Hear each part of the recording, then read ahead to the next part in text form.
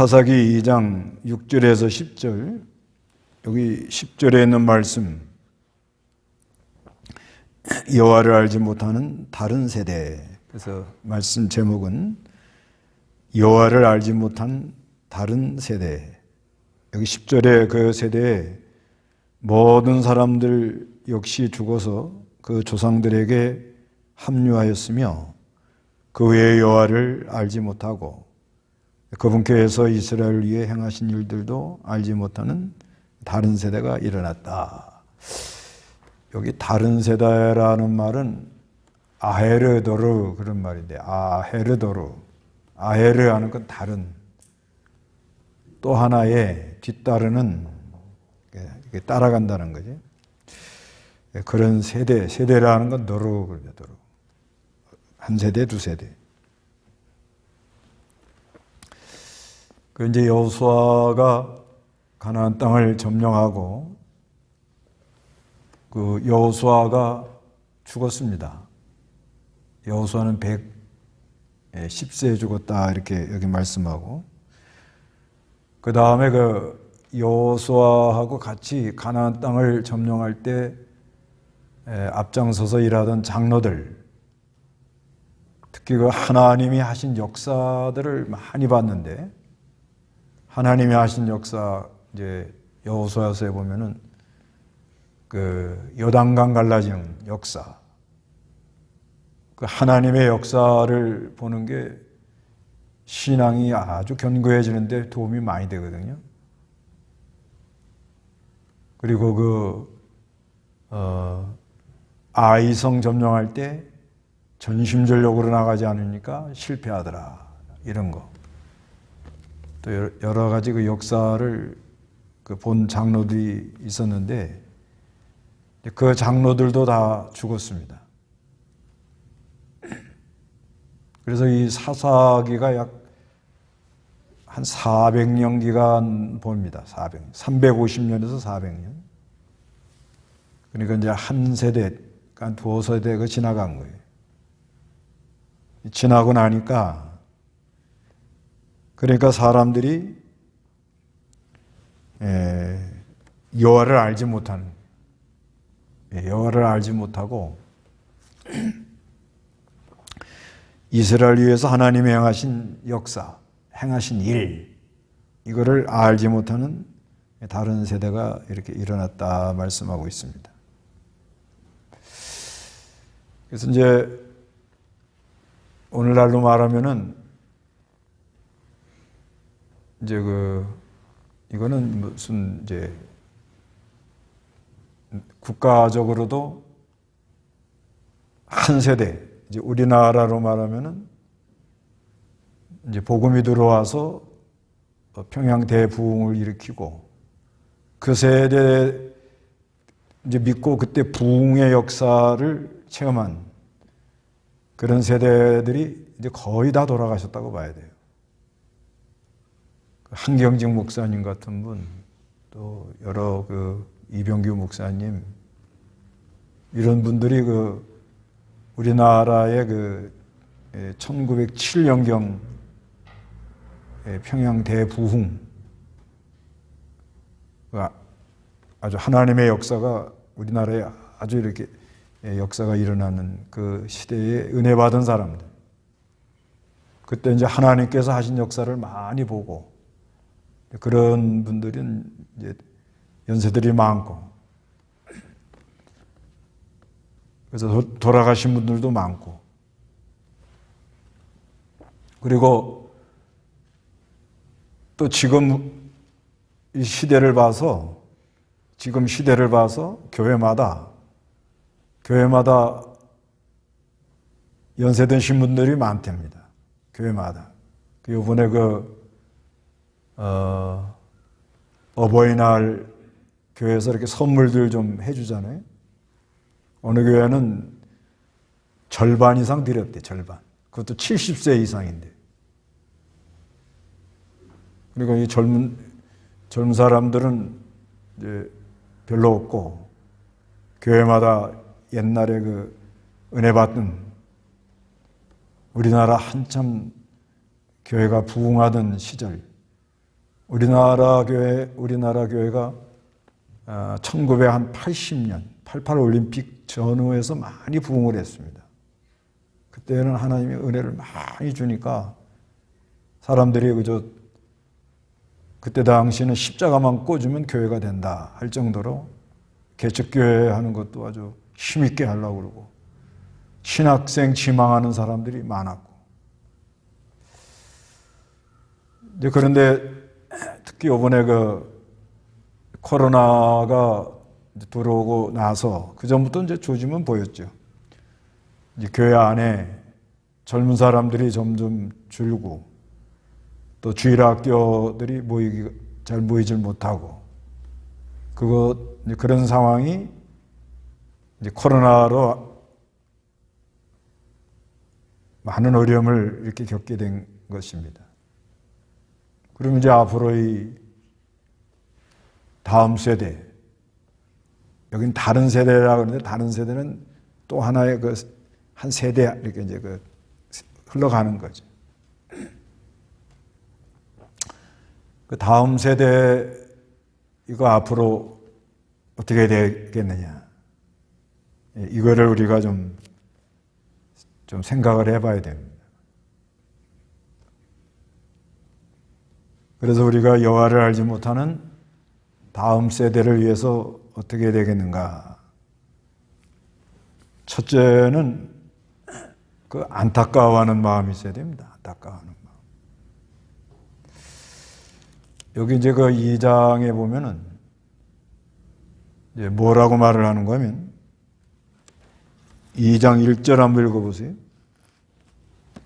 여호와의 천사가 길갈에서 복임으로 올라와 말하였다. 내가 너희를 이집트에서 올라오게 하여 너희 조상에게 맹세한 땅으로 너희를 인도하였으며 또 내가 말하기를 나는 너희와 세운 내 언약을 영원히 깨뜨리지 않을 것이니 너희는 이 땅의 주민들과 어떤 언약도 맺지 말며 그들의 제단을 헐어라 하였으나 너희가 내 목소리를 귀 기울여 듣지 않고 어찌 이같이 하였느냐. 예, 하나님이 인도해주고 애굽에서 올라오게 하고 너희 조상에게 맹세한 땅으로 너희를 인도해냈다 이렇게 말씀을 하는데, 또 내가 말하기를 나는 너희와 세운 언약을 영원히 깨뜨리지 않는다 이렇게 말씀해요.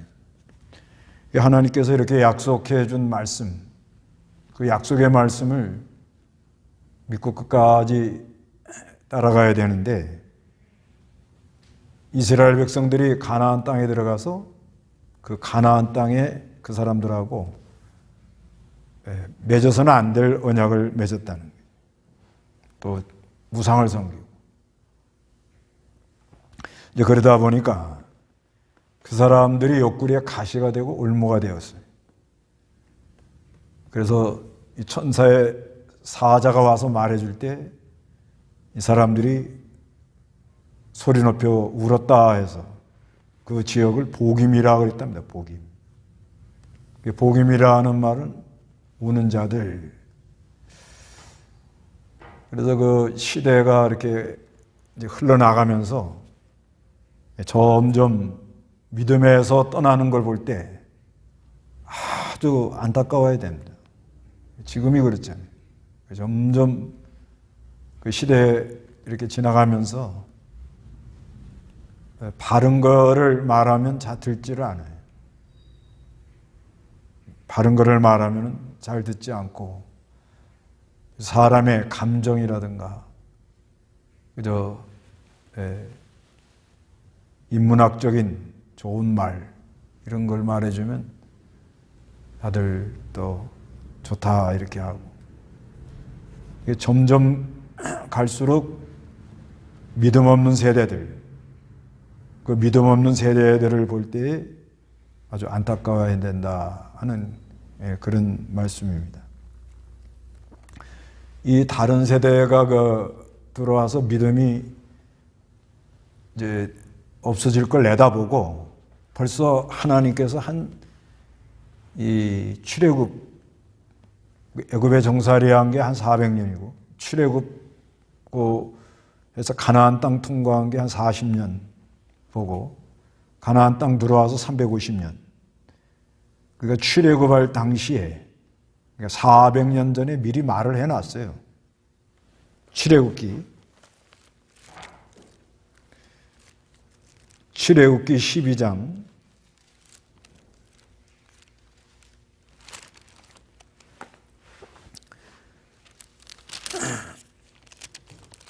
24절. 너희는 이 일을 너희와 너희 자녀를 위한 규례로 영원히 지켜야 한다. 여호와께서 약속하신 대로 너희에게 주시는 땅에 들어가거든 이 예식을 지켜라. 너희 자녀가 너희에게 이 예식이 무슨 의미가 있습니까? 하고 묻거든 이것은 여호와의 유월절 제사다. 여호와께서 이집트 사람들을 치실 때에 이집트에 있는 이스라엘 자손의 집을 넘어가시고 우리의 집을 구원하셨다라고 말하여라. 그때 백성들이 머리 숙여 경배하였다. 네, 지금 6월절 이스라엘 백성들이 애굽에서 나와서 이제 애굽에 나올 때에 하나님 6월절을 지키라 이렇게 명령을 하거든요. 그 6월절 지키는데 이 6월절 지킬 때에 24절에 너희는 이 일을 너희와 너희 자녀를 위해 규례로 영원히 지키라. 그 6월절 지키는 양을 잡아서 양 잡아 먹고 또 누룩 넣지 않는 빵과 쓴나물과 함께 모두 먹고 그 6월절 지키는 규례를 말씀해 주면서 이걸 늘 기억하고 기념을 하라는 거예요. 그래서 25절에 여호와께서 약속하신 대로 너희에게 주시는 땅에 들어가거든 이 예식을 지키라 이렇게 말씀합니다. 그리고 너희 자녀가 너희에게 이 예식이 무슨 의미가 있습니까? 하고 묻거든 이것은 여호와의 유월절 제사다.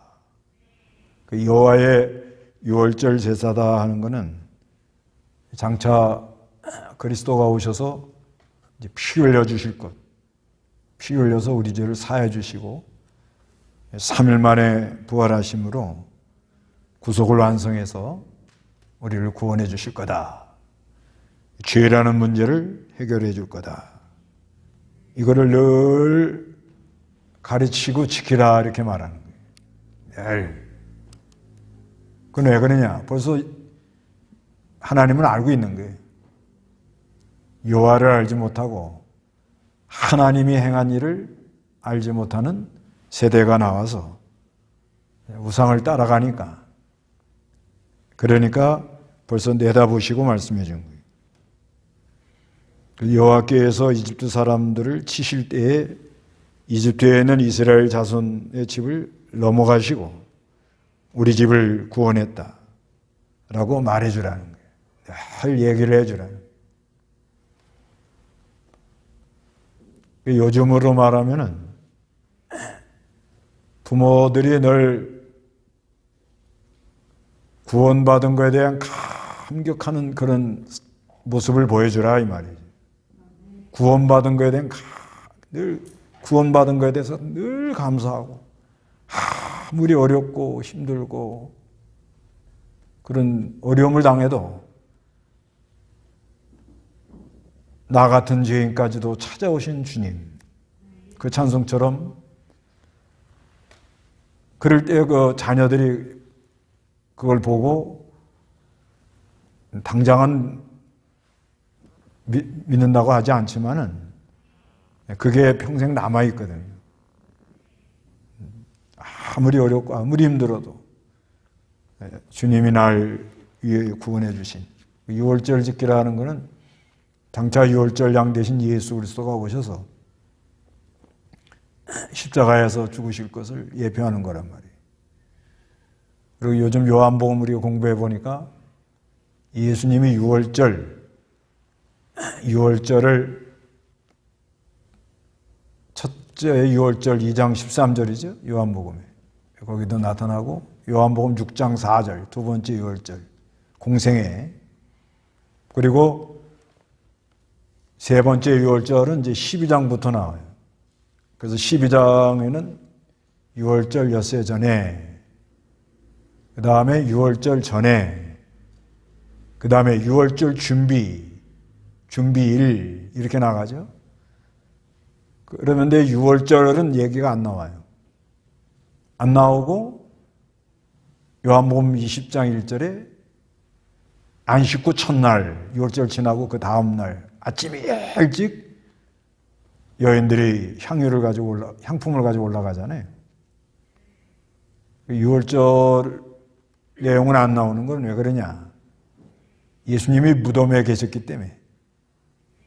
그래서 예수님이 무덤에 계신 시간은 약 37시간 정도 계셨다 이렇게 보는 거예요. 37시간. 그래서 금요일 날 그 정오에 12시에 십자가에 못 박히시고, 그리고 그 오후 3시에 십자가에서 내려와서 장사되시고, 그리고 안식일 날 토요일 날은 무덤에 계시고, 그리고 다음 날 주일 날 새벽에 부활하시고, 그 날수로는 3일인데 예수님 무덤 안에 있었던 것은 약 37시간 계셨다 이렇게 보는 거예요. 그래서 그만치 이 유월절 중심으로 예수님에 대한 사건이 많이 기록되어 있습니다. 이걸 우리에게 뭘 말씀하는가? 우리 자녀들에게 늘 지금 당장 애가 안 믿어도 괜찮아요. 그건 하나님이 선물을 줘야 되니까. 지금 교회 안 나와도 하늘에 맡기고 나와서 잘하고 믿는 일하고 그러면 얼마나 이쁘겠어요. 그렇지만 그게 사람 마음대로 안 되잖아요. 그러면은 거기에 대하여 우리가 이 다음 세대를 위해서 우리가 어떻게 해야 되겠느냐. 우리 먼저 믿는 부모들이 늘 유월절 양 되신 예수 그리스도가 이렇게 죽으심으로 말미암아 우리가 죄를 용서받고 또 부활의 능력이 우리에게 역사함으로 우리가 하늘의 소망을 갖고 산다. 그래서 아무리 어려움을 당해도 구원받은 은혜가 늘 감격하는 그런 은혜를 잃지 않고 사는 게 중요합니다. 그 우리 아이들, 자녀들 믿음 생활하고 이거는 하늘에 맡겨야 돼요. 부모들이 아이들 믿음으로 인도하려고 어릴 때부터 요절함송하고 뭐 여러 가지 가르치지요. 그러나 이제 머리가 크면 자기 갈 길 가고 그 아이 나름대로 안에 갈등이 많고 어떻게 살 것이냐 그런 고민이 많잖아요. 그럴 때 이렇게 해야 되느냐 저렇게 해야 되느냐 그럴 때 그래도 우리 부모님이 늘 구원받은 거에 감사해서 아무리 어려워도 믿음으로 참고 가더라 이거를 보여줘야 된다. 그래서 또 신명기 보면 신명기 6장에 보면 이제 거기는 이제 그 아라바 평지에서 이렇게 강론한 건데 모세가 6장 6절 읽어보시기 바랍니다. 내가 오늘 내게 명령하는 이 말씀을 내 마음에 있게 하고 내 자녀에게 부지런히 가르치며 집에 앉아있을 때나 길을 갈 때나 누울 때나 일어날 때나 언제든지 이것들을 말하여라. 또 너는 이것들을 내 손에 메어 교를 삼고 눈들 사이에 붙여 표를 삼아라. 그리고 이것들을 내 집 문설주와 바깥문에도 기록하여라. 예, 여기 신명기 6장 6절 내가 오늘 내게 명령하는 이 말씀을 내 마음에 있게 하고 내 자녀에게 부지런히 가르치며 집에 앉아 있을 때나 길을 갈 때나 누울 때나 일어날 때나 언제든지 이것들을 말하여라. 부지런히 가르치라는 거죠. 8절에 또 너는 이것들을 내 손에 매며 기호를 삼고 그들 눈 사이에 붙여 표를 삼아라. 그래서 늘 하나님 말씀이 별뿌리 앞에 등불이 되고 하나님 말씀을 떠나지 말고 무슨 일 처리할 때 내가 하나님 말씀대로 하려고 하고 이렇게 부지런히 가르치라고 그랬는데 우리가 이걸 잘 못하는 게 많잖아요. 늘 아무리 어려워도 우리 주님 날 구원해 주신 그 은혜를 감격하고 아이들 앞에서 다음 세대 앞에서 또 우리 교회 젊은 사람들 앞에서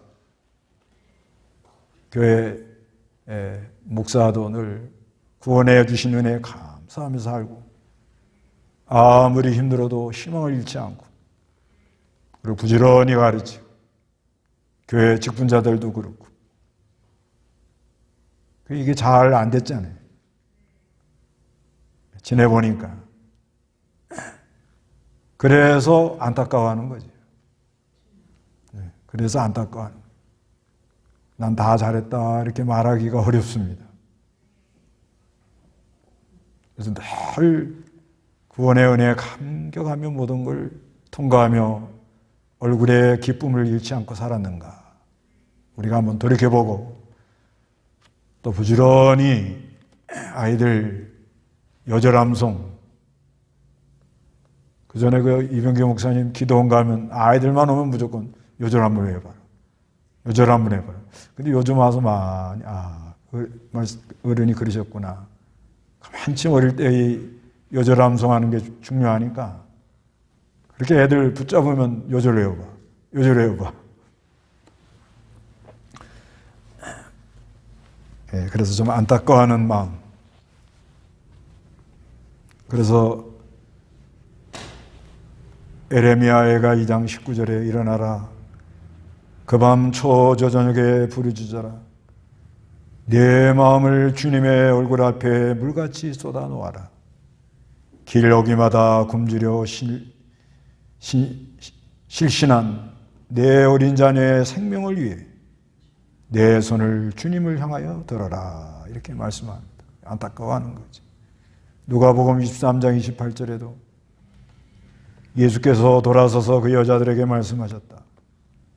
예루살렘 딸들아, 나를 위해 울지 말고 너희 자신과 너희 자녀들을 위하여 울어라. 이렇게 말씀하고 있습니다. 그리고 두 번째는 하나님의 언약을 늘 기억해야 됩니다.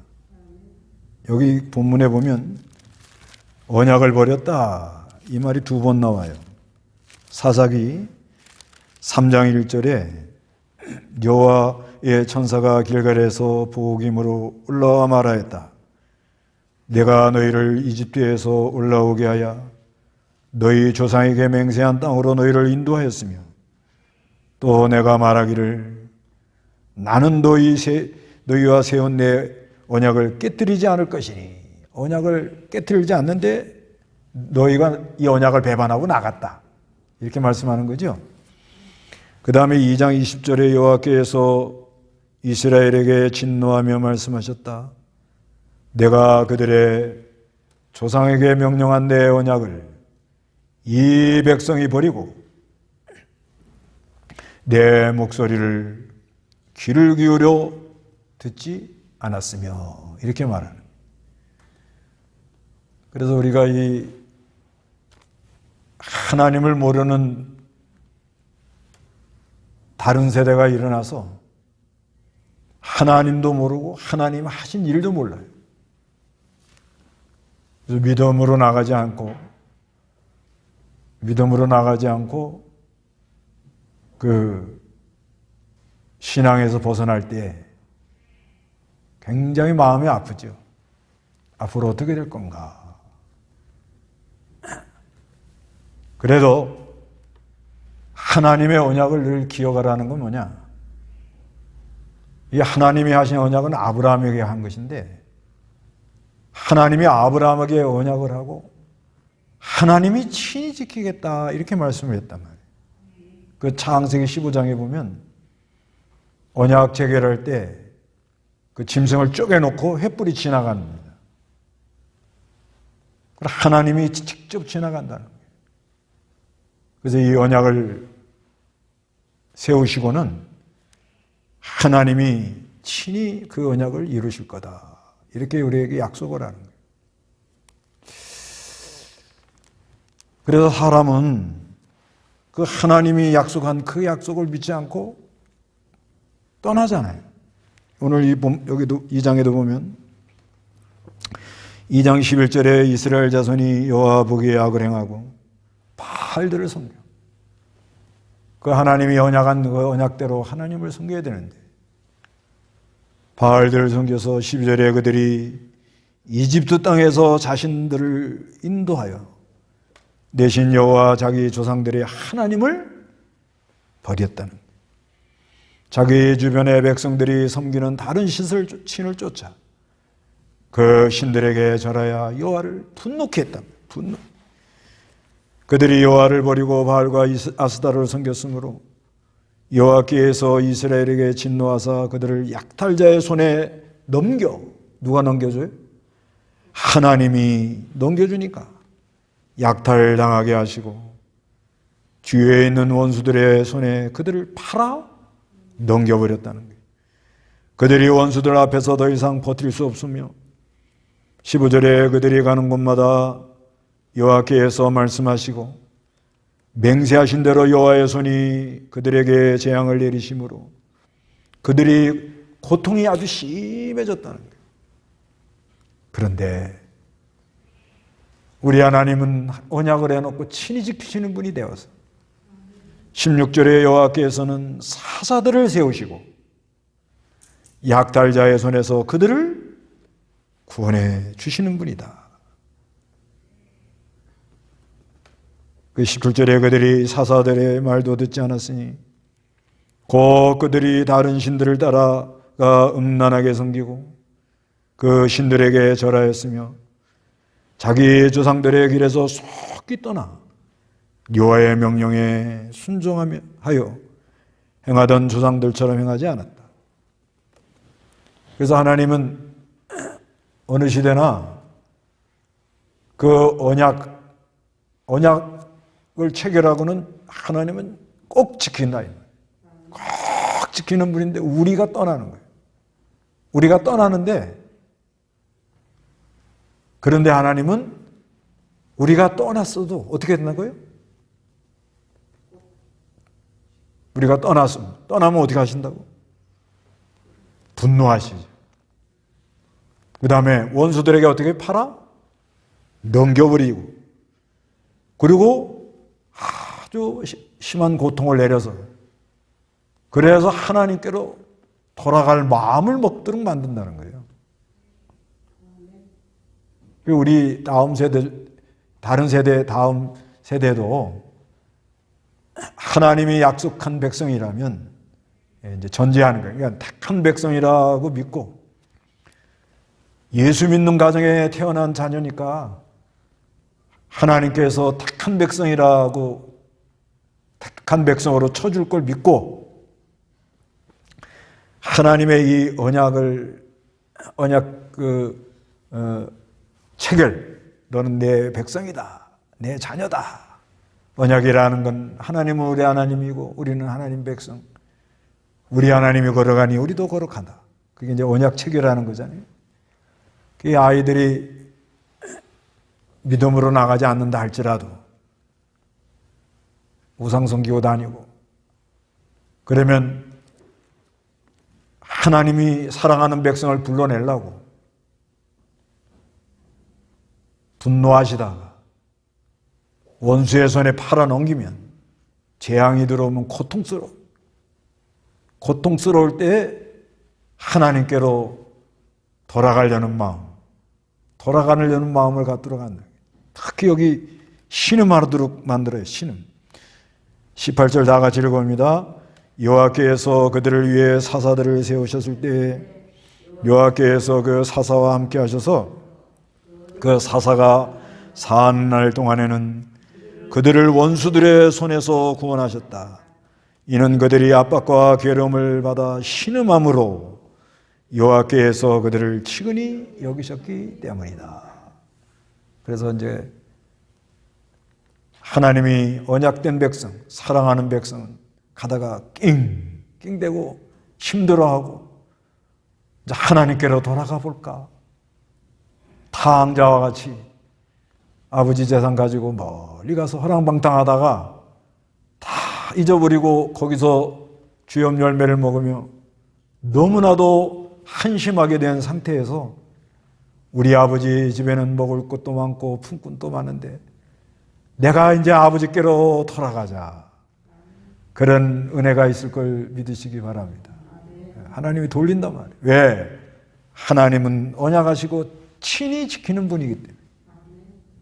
그걸 믿으면 조금 소망이 있어요. 그리고요, 조금 생각해 볼 거는 아이들 그 신앙생활 하는 거를 우리 기준에다 맞추면 안 됩니다. 우리 때는 그저 예배당 종소리만 나면 쫓아가고 새벽기도 나와서 탁 해서 또 정성 이래야 또 믿음 있는 것처럼 보이고 또 어떤 여러 가지 우리 시대는 그렇게 간 거예요. 우리 시대는 배고픈 시대였잖아요. 그리고 참 단순하게 살면서 잘 살아보세요, 잘 살아보세요. 그 시대가 그랬단 말이에요. 그러니까 예수 믿고 잘 살아야 좋은 복 받는다 이렇게 생각을 하고, 그리고 좀 잘 되면 할렐루야 그러고, 좀 안 되면 그러고. 우리 때는 그렇게 믿었 신앙생활을 한 거예요, 이게.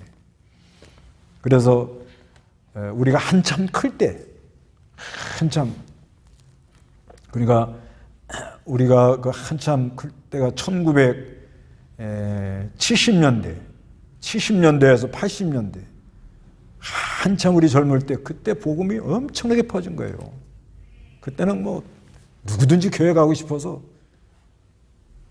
그때는 그랬단 말이에요. 그런데 지금은 요즘 아이들은 그렇지 않습니다. 그러니까 아이들을 꼭 우리 방식으로 이렇게 해야 된다 이런 생각을 버려야 되는 거예요.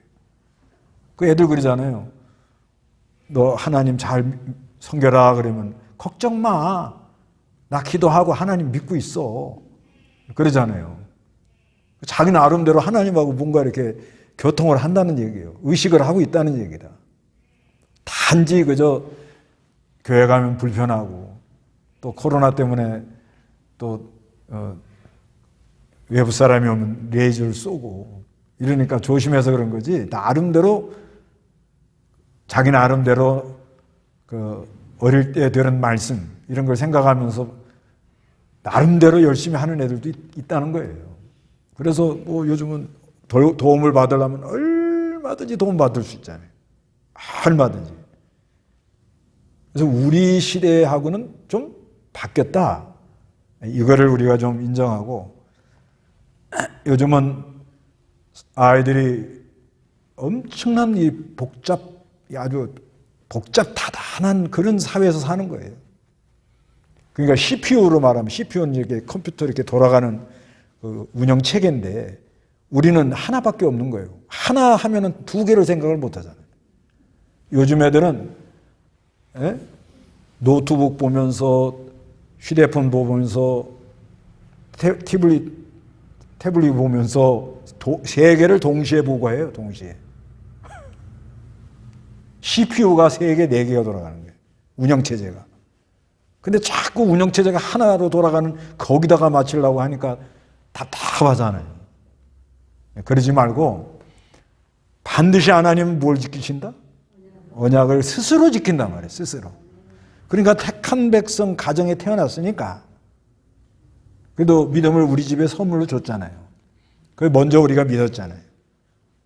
그러니까 이 아이도 어릴 때부터 또 성경도 많이 암송시키고 나름대로 주일학교 열심히 가서 뭐 공책도 하나 타오게 하고 뭐 그렇게 했잖아요. 그런데 지금 방황하고 있으니까 하나님이 택한 백성은 반드시 돌아오게 한다. 이걸 믿고 나가야 됩니다. 그래서 세 번째는 이제 그리스도의 심장을 가지고 나가야 됩니다. 그리스도의 심장. 여기 보면은 이제 원수들이 와가지고 여기 18절에 그러잖아요. 압박하고 괴로움을 하면 신음을 한대요. 신음. 이 신음이라는 말은 내 아카, 나 너무 아파, 내 아카. 옛날 성경은 슬피 부르짖다 이렇게 말하는데 바른 성경이 이런 게 잘 표현된 것 같아요. 신음을 해요. 이게 맞거든요. 이게 택한 백성, 언약 백성이라면 신음을 하게 돼 있어요. 이게 불택자 같으면요, 가책도 없어요. 죄 뻔뻔히 짓고도 얼굴색 하나 안 변합니다.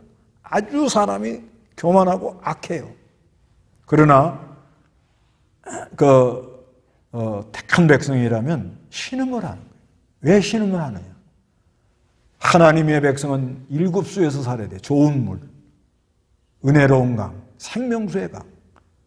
그런데 이 세상 나가보니 상급수물, 흙탕물 이런 데서 살라니까 힘들어요, 안 힘들어요? 얼마나 힘들어요. 우리는 믿음이라는 걸 가지고 가치관 이런 거를 좀 기준을 세워놔서 더 이상 타협은 안 하고 떠내려가지도 않고 내 나름대로 믿음 지키는 노하우를 갖고 있잖아요. 그렇지만 아이들은 그게 형성이 안 되는 거예요. 이게 하루아침에 되는 것도 아니에요. 많은 실패를 통해서 그때마다 하나님이 나를 사랑하시고 간섭하시고 인도하시는 걸 느끼면서 살게 돼 있거든요. 그런데 그 아이들이 신음을 하도록 돼 있단 말이에요. 힘들다 이거예요. 그래서 아이들이 집에 와서 짜증을 내면 뭐예요? 나 힘들어요. 그런 사인인 줄 알아야 돼요. 그런데 이놈아 네가 믿음이 없어서 그래요. 이러니 에휴, 더 이상 얘기하지 마라. 그렇게 되는 거예요. 예? 애들이 와서 막 짜증 내잖아요. 그 뭐냐? 내가 지금 뭐예요? 너무너무 힘들다 이거예요. 그러면 여기 하나님이 치근히 여기서 그러잖아요. 하나님이 치근히 여겨. 그러면 그리스도의 심장을 가진 사람은 그런 마음이 와요. 이건 사도 바울이 빌립보 1장 8절에 내가 그리스도의 심장으로 너에게 권면한다. 이런 말씀이 있잖아요. 내가 너에게 권한다. 그러니까 우리 하나님의 그 마음. 그러니까 지금도 이 젊은 아이들이나 또 뭐 어린 성도들 힘들어하는 거예요. 나 교회 안 나가요. 그게 교회 나가기 싫어서 그런 말 한 게 아니고 힘들다 이거예요. 관심 가지려고 그런 거예요. 관심. 교회 안 나가요. 나오지 마라. 암만 얘기해도 이거 그러니까 이 사람이 반작용이라는 게 있기 때문에 내가 너무 힘들면 어떻게? 반대로 튄단 말입니다, 이게. 그러니까 아이들이 아주 힘들어하고 짜증을 내고 부모들한테 이렇게 막 약간 공격적으로 나올 때는 그 아이가 지금 뭐 하다고 지금? 내악하는 거야, 내악하. 뭐야? 너무 힘들다는 얘기를 하는 거예요. 힘들다. 그러면 부모가 어떻게 되느냐? 우리 하나님이 치근히 여기는 것처럼. 왜 그러잖아요?